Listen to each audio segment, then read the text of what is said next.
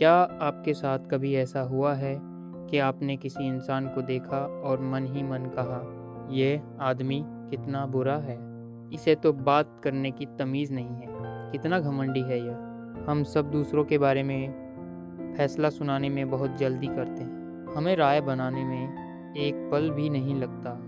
हम सामने वाले का चेहरा देखते हैं, उसके कपड़े देखते हैं, उसका बर्ताव देखते हैं और तुरंत तय कर लेते हैं कि वह इंसान कैसा है।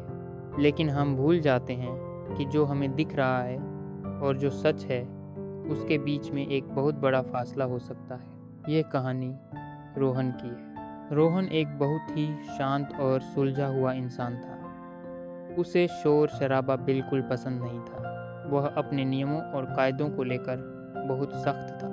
एक दिन रोहन रेलगाड़ी से लंबी यात्रा कर रहा था। दोपहर का समय था। रेलगाड़ी के उस डिब्बे में बहुत शांति थी। ज़्यादातर यात्री सो रहे थे या किताबें पढ़ रहे थे।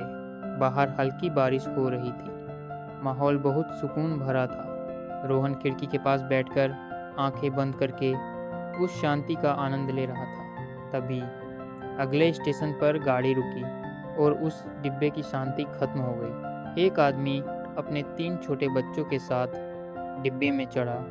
वह आदमी देखने में थोड़ा थका हुआ लग रहा था। उसने एक पुरानी कमीज पहन रखी थी। वह आकर रोहन के ठीक सामने वाली जगह पर बैठ गया और अपनी आंखें बंद कर लीं। वह एकदम पत्थर की तरह सुन्न हो गया। लेकिन उसके बच्चे, वो बच्चे तूफान की तरह थे। डिब्बे में आते ही उन्होंने उधम मचाना शुरू कर दिया। वे जोर जोर से चिल्ला रहे थे, उछल कूद कर रहे थे। एक बच्चे ने तो दूसरे यात्री का अखबार छीन लिया। दूसरा बच्चा बीच के रास्ते में दौड़ने लगा। तीसरा बच्चा जोर जोर से रो रहा था और खिलौने पटक रहा था। पूरे डिब्बे का माहौल खराब हो गया।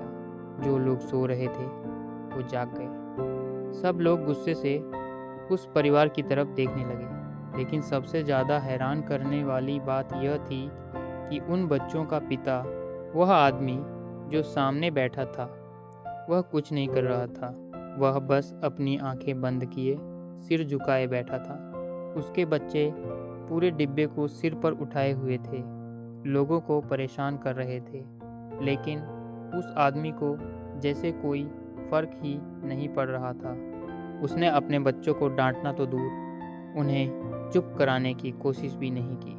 रोहन का गुस्सा बढ़ने लगा। उसने मन ही मन सोचा, कितना लापरवाह इंसान है यह। इसे अपने बच्चों को संभालने की अक्ल नहीं है। खुद तो मज़े से सो रहा है और इसके बच्चे दूसरों का जीना हराम कर रहे हैं। ऐसे लोग समाज के लिए बोझ हैं। इन्हें घर से बाहर निकलने का कोई हक नहीं है। रोहन ने 10 मिनट इंतज़ार किया, 20 मिनट इंतज़ार किया, लेकिन शोर बढ़ता ही गया। रोहन का सब्र टूट गया। उसे लगा कि अब इस आदमी को सबक सिखाना ही पड़ेगा। इसे अपनी जिम्मेदारी का एहसास दिलाना पड़ेगा। रोहन ने गुस्से में अपनी मुट्ठी भींची।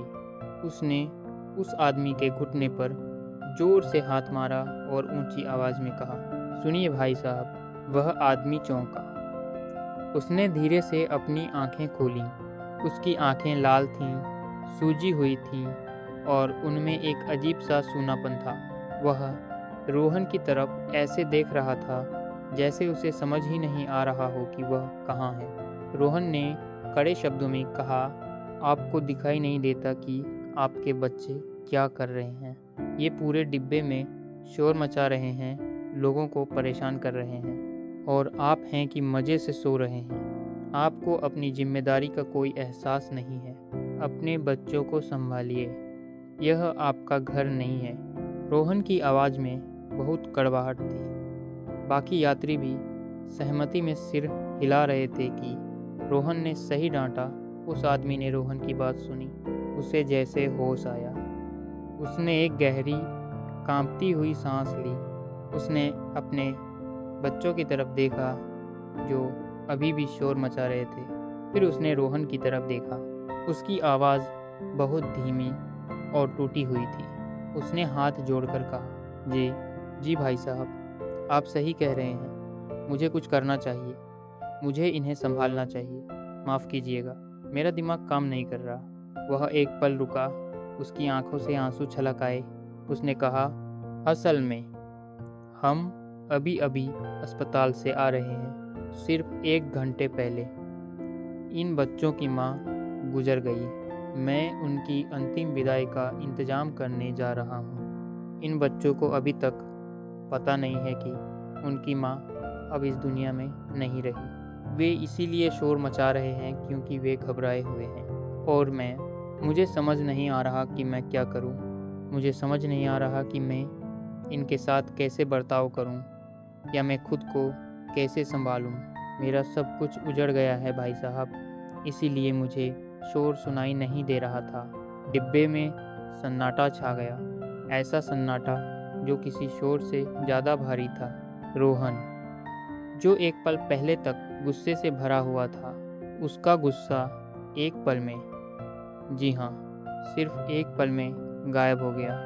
उसकी जगह एक गहरे पछतावे और शर्म ने ले ली। उसका गला सूख गया, उसके शब्द मर गए। जिस आदमी को वह लापरवाह, बुरा और घमंडी समझ रहा था, असल में वह आदमी दुनिया के सबसे बड़े दुख से गुजर रहा था। वह सो नहीं रहा था, वह दर्द में डूबा हुआ था। रोहन का पूरा नज़रिया बदल गया। अब उसे उन बच्चों का शोर नहीं लग रहा था। अब उसे उस आदमी की चुप्पी, घमंड नहीं बल्कि लाचारी लग रही थी।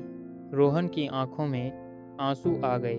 उसने कांपते हाथों से उस आदमी का हाथ पकड़ा और कहा, मुझे माफ़ कर दीजिए। मुझे बिल्कुल पता नहीं था। मैं आपकी क्या मदद कर सकता हूँ? क्या मैं बच्चों को कुछ खिलाऊं? क्या मैं उन्हें संभालूं? उस एक पल में रोहन फैसला सुनाने वाला नहीं बल्कि एक इंसान बन गया। दोस्तों, यह कहानी हमें एक बहुत बड़ी सीख देती है। इस दुनिया में हर इंसान, हर एक व्यक्ति जिससे आप मिलते हैं, वह अपने जीवन में एक ऐसी लड़ाई लड़ रहा है जिसके बारे में आप कुछ नहीं जानते। हम लोगों के बाहरी बर्ताव को देखते हैं, वह बहुत गुस्से में है, वह बहुत चुप है, वह अजीब काम कर रहा है और हम तुरंत फैसला सुना देते हैं कि वह इंसान बुरा है। लेकिन हमें नहीं पता कि शायद वह गुस्से वाला आदमी घर पर किसी परेशानी से जूझ रहा हो। शायद वह घमंडी दिखने वाली औरत अंदर से बहुत डरी हुई हो।